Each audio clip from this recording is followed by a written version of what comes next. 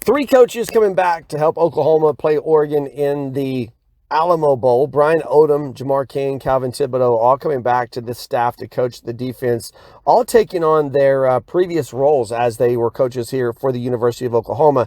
And the question I have for you is, how comfortable are you with this? How comfortable are you with coaches that are coaching for other programs coming back and coaching your team in this era of what, I mean, let's just call it college football free agency? There's no other explanation for it. A kid can play on December 29th and hit the transfer portal on December 30th and be either in Dallas, Texas or Los Angeles, California by January 1st to start the spring semester.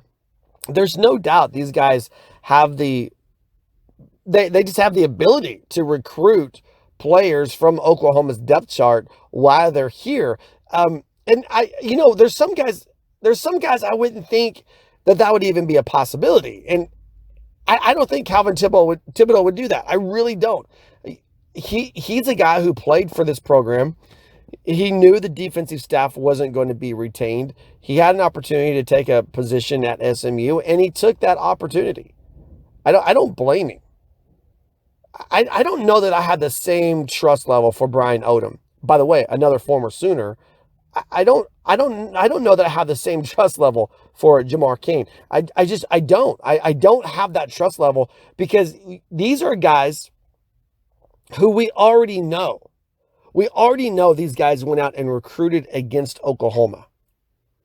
We already know that they went out and tried to pluck away and successfully plucked away a few Oklahoma offensive and defensive recruits.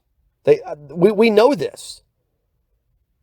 But the flip side of that is to play devil's advocate and to look at the other side of this coin.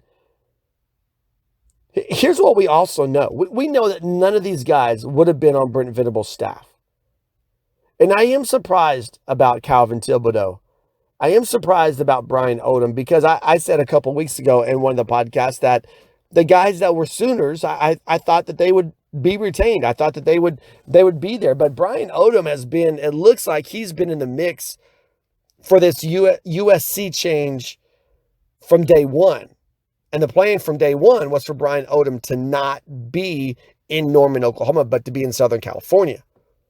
But regardless, even if he wanted to stay, if there's a guy who wanted to stay on this team with this staff, then that guy would have been Calvin Thibodeaux.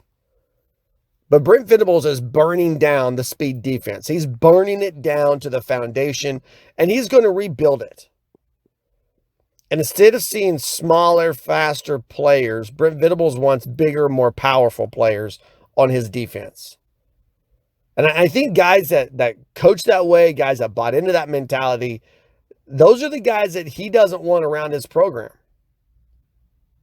But you got three of them coming back to coach the bowl game.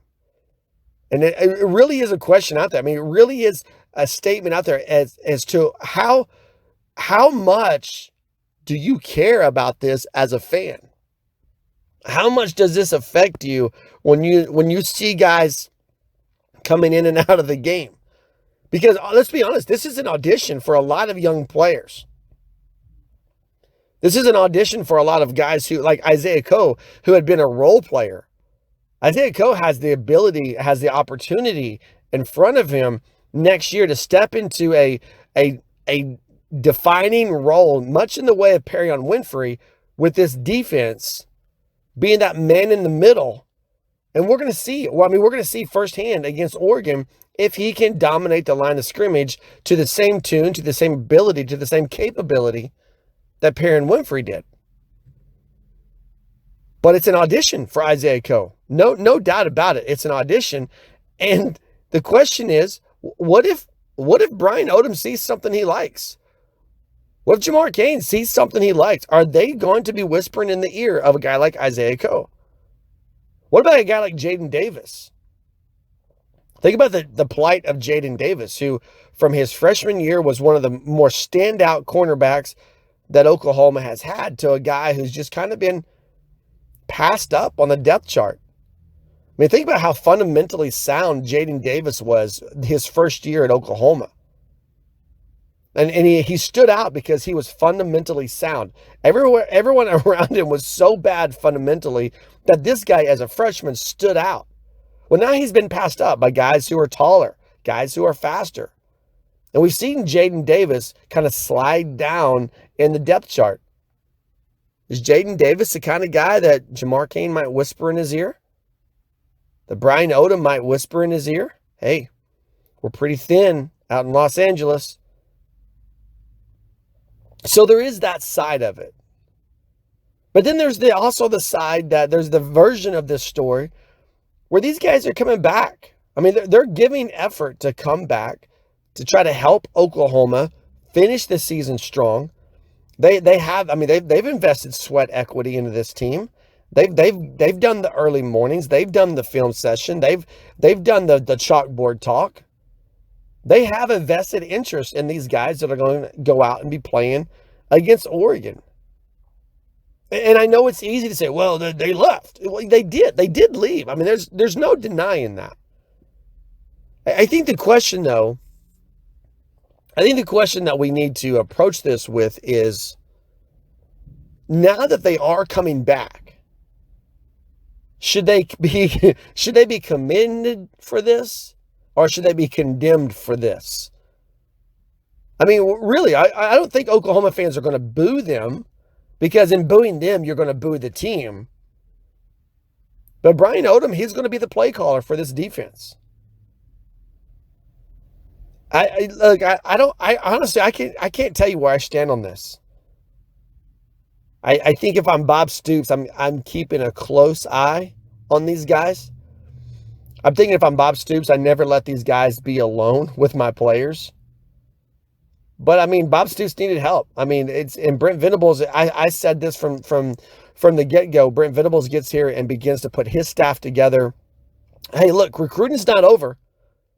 It's not finished. Putting his staff together, that's all coming full circle. But recruiting's not finished. There's a lot of things that Brent Venables needs to be doing. There's a lot of things that his staff needs to be doing right now that doesn't involve bowl prep. So Bob Stoops had to have the help from somewhere. He had to get someone to come in. And I think contractually there were some obligations here anyway.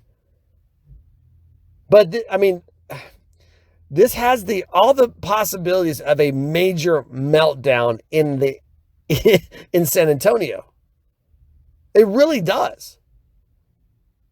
Because I don't know that you can make an argument and make a case that these coaches are going to be fully bought in. And you've already seen Nick Bonito opt out. We talked about Perry Winfrey opting out. Isaiah Thomas is opting out. Brian Asamoah opting out.